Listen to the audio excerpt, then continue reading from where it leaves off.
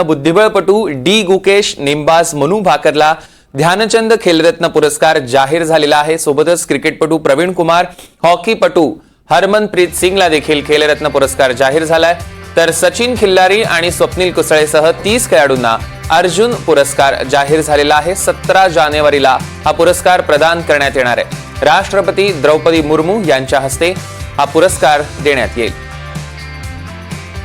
या क्षणाची सगळ्यात मोठी आणि महत्त्वाची बातमी क्रीडा विश्वातनं आहे। बुद्धिबळपटू डी गुकेश आणि नेमबाज मनू भाकरला ध्यानचंद खेलरत्न पुरस्कार जाहीर झालेला आहे आणि सोबतच क्रिकेटपटू प्रवीण कुमार आणि हॉकीपटू हरमनप्रीत सिंगला देखील खेलरत्न पुरस्कार जाहीर झालाय।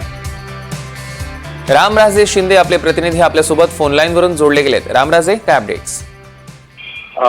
बिलकुल, आज अनेक महत्त्वाचे जे अवॉर्ड आहेत ते जाहीर झालेले आहेत आणि साधारणतः 22 अर्जुन पुरस्कार जे आहेत ते देण्यात आलेले आहेत। त्यामध्ये स्वप्नील कुसळे हा आहे जो की शूटिंग मध्ये आपल्याला माहिती होतं की कोल्हापूर मधून निवडला गेला होता आणि त्याचबरोबर पॅरा ॲथलेटिक मध्ये आपल्याला माहिती आहे की नवदीप हे सुद्धा एक महत्त्वाचं नाव आहे की ज्यांनी मोठा विजय आपल्याला मिळाला होता। पंतप्रधान नरेंद्र मोदी यांची सुद्धा त्यांनी भेट घेतली होती आणि भालाफेक मध्ये मोठं मेडल जे होतं ते आपल्या देशासाठी आणलं होतं नवदीपने आणि त्यांची चर्चा बऱ्याच ठिकाणी झाली होती आपल्याला माहिती आहे। त्याचबरोबर सचिन खिलारी हे सुद्धा पॅरा ॲथलेटिक आहे आणि त्यांनी सुद्धा देशाचा मान जो आहे तो उंचावलेला दिसून येतोय आणि साधारणतः हे अर्जुन अवॉर्ड जे आहेत ते स्पोर्ट्स कॅटेगरी मधले पॅरा ॲथलेटिक आणि त्याचबरोबर ॲथलेटिक असे दोन्ही मिळून आहेत आणि 32 असे अवॉर्ड जे ते देण्यात आलेले आहेत। तर मेजर ध्यानचंद खेल रत्न अवॉर्ड सुद्धा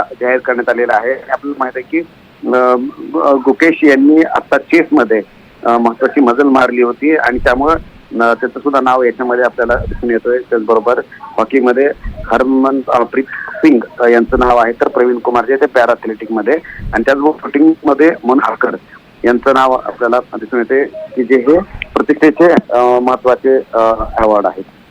निश्चितच रामराजे, या संदर्भातले अधिकचे अपडेट्स आम्ही तुमच्याकडून घेऊ। तुर्तास धन्यवाद।